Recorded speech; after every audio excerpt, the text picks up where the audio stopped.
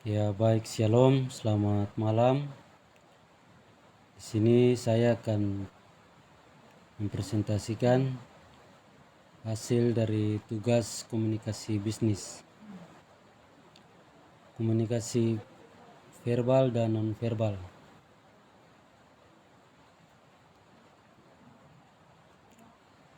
Komunikasi adalah suatu proses ketika seseorang atau beberapa orang, kelompok, organisasi, dan masyarakat menciptakan dan menggunakan informasi agar terhubung dengan lingkungan dan orang lain pada umumnya.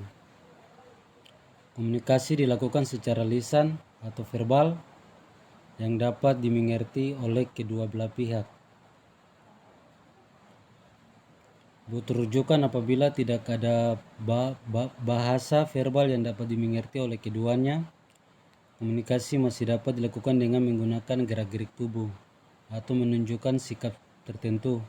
Misalnya tersenyum, menggelengkan kepala dan mengangkat bahu. Cara seperti ini disebut komunikasi dengan bahasa nonverbal.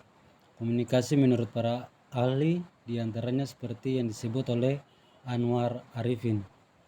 Menurutnya arti komunikasi adalah jenis proses sosial yang erat kaitannya dengan aktivitas manusia serta syarat akan pesan maupun perilaku. Komunikasi verbal. Komunikasi verbal adalah bentuk komunikasi yang disampaikan komunikator kepada komunikan dengan cara tertulis atau lisan. Komunikasi verbal menempati porsi besar karena kenyataannya ide-ide, pemikiran atau keputusan lebih mudah disampaikan secara verbal ketimbang non-verbal. Dengan harapan komunikan bisa lebih mudah memahami pesan-pesan yang disampaikan. Contoh, komunikasi verbal melalui lisan dapat dilakukan dengan menggunakan media. Contoh seseorang yang sedangkan komunikasi verbal melalui tulisan dilakukan dengan secara tidak langsung antara komunikator dengan komunikan. Proses penyampaian informasi dilakukan dengan menggunakan berupa media surat, lukisan, gambar, grafik, dan lain-lain.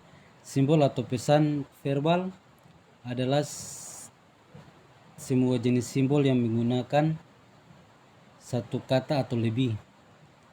Bahasa dapat juga dianggap sebagai sistem kode verbal. Mulyana 2005, bahasa dapat didefinisikan sebagai seperangkat simbol. Bahasa seperangkat simbol dengan aturan untuk mengkombinasikan simbol-simbol tersebut yang digunakan dan dipahami suatu komunitas. Bahasa. Pada dasarnya bahasa adalah suatu sistem lambang yang memungkinkan orang berbagai makna.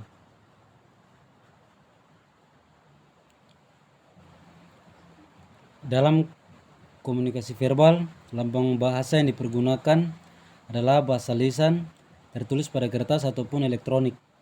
Bahasa suatu bangsa atau suku berasal dari interaksi dan hubungan antara warganya satu sama lain. Keterbatasan bahasa. Keterbatasan jumlah kata yang tersedia untuk mewakili objek. Kata-kata adalah kategori-kategori untuk merujuk pada objek tertentu. Orang, benda, peristiwa, sifat, perasaan, dan sebagainya. Tidak semua kata tersedia untuk merujuk pada objek. Suatu kata hanya mewakili realitas, tetapi bukan realitas itu tersendiri. Dengan demikian, kata-kata pada dasarnya bersifat parsial, tidak melukiskan suatu secara eksakt. Jenis komunikasi verbal. A. Berbicara dan menulis. Berbicara adalah komunikasi verbal vokal, sedangkan menulis adalah komunikasi verbal non-vokal. Contoh komunikasi verbal vokal adalah presentasi dalam rapat dan contoh komunikasi verbal non-vokal adalah surat menyurat bisnis. B. Mendengarkan dan membaca. Mendengarkan dan mendengarkan itu kata yang mempunyai makna berbeda. Mendengarkan berarti semata-mata memungut getaran bunyi, sedangkan mendengarkan adalah mengambil makna dari apa yang didengarkan. Mendengarkan melibatkan 4 unsur, yaitu mendengarkan, memperhatikan, memahami, dan mengingat. Membaca adalah suatu cara untuk mendapatkan informasi dari sesuatu yang ditulis. Komunikasi nonverbal. Komunikasi nonverbal adalah komunikasi yang pesannya nyata. Komunikasi nonverbal jauh banyak dipakai daripada komunikasi verbal. Dalam berkomunikasi hampir secara otomatis komunikasi nonverbal ikut terpakai karena itu komunikasi nonverbal bersifat tetap dan selalu ada. Komunikasi nonverbal lebih bersifat jujur, mengungkapkan hal yang mau diungkapkan karena spontan. Contoh komunikasi nonverbal.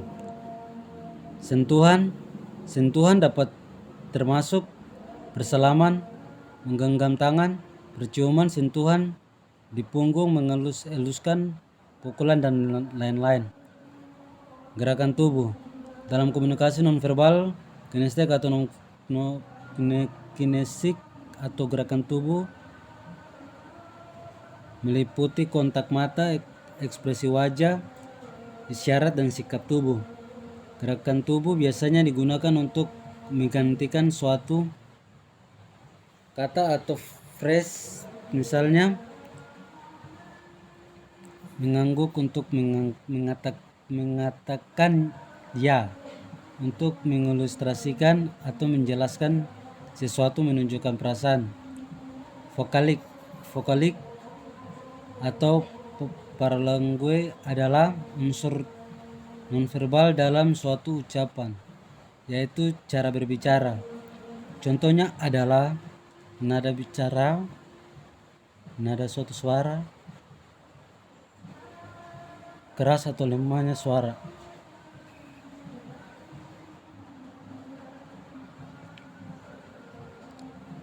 Keras atau lemahnya suara, kecepatan berbicara, kualitas suara, intonasi, dan lain-lain.